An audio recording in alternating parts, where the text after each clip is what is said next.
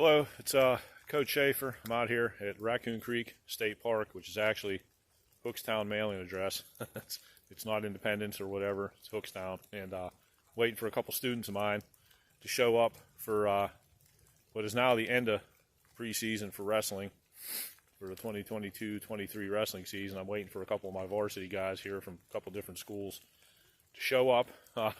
And we're doing outdoor training out here in the cold, which is awesome. Basically, it's for varsity, some junior high. I got to talk to them and get a feel for how they are, how their work ethic is, and stuff like that. It does get pretty intense, so we definitely can't have people, cutting out mid-workout and stuff like that when we're out, so far away from vehicles and stuff. Like, we're not out in the middle of the woods. I'm not killing them or anything, but it's fairly intense, and it just makes the workout impossible to get done. I constantly have to be stopping. So, but anyhow, I'm waiting for these guys to show up, and so there's a lot of benefit to working out in cold weather. Just a little bit of mental grit it gives, and it gets you out of the mat room. It's something I think it teaches young people that training, especially for something like wrestling, especially if they're a little bit higher level and they're wrestling higher level competition and things like that, where it's always hard, especially in PA, if they're looking to go to college wrestling, or you already know they are.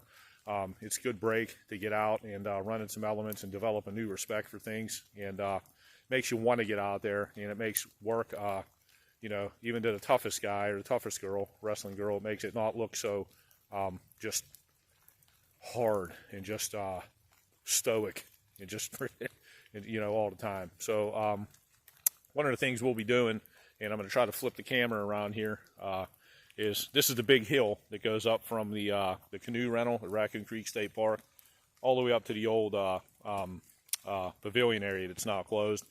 It's probably about, from here to the top of the hill, it's probably about 3/4 mile. It's straight up. It's pretty steep. So we do a lot of, with sandbags, 50-pound sandbags. You're not allowed to put the bag down once you pick it up. And we'll do 30-second sprint intervals all the way up the hill. Once you hit 30 seconds, we rest for 30, sprint another 30, and so on. And come back down the hill, or we run up in the,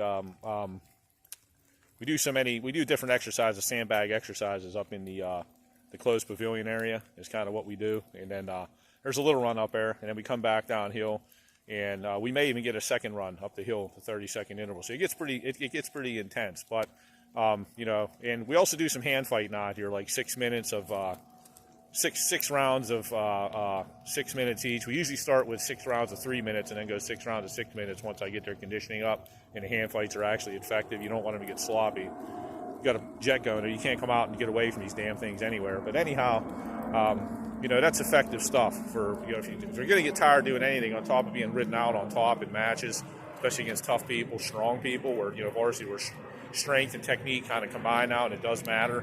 They're getting gassed. It's hand fighting will wear you out, okay? So, especially somebody that's keeping you tied up, that's good at them, wants to keep you tied up and gas you out, okay? And they're confident in it. They have no doubt in their hand fighting ability.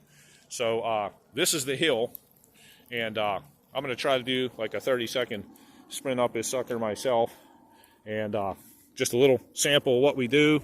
So we're going 30.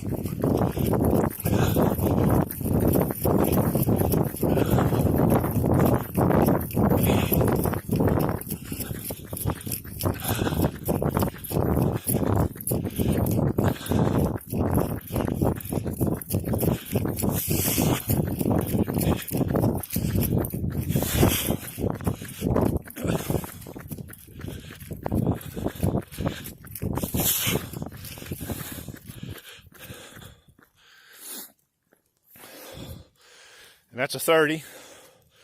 I'll rest for 30 and go again. If you're interested, contact me and let me know. Bye.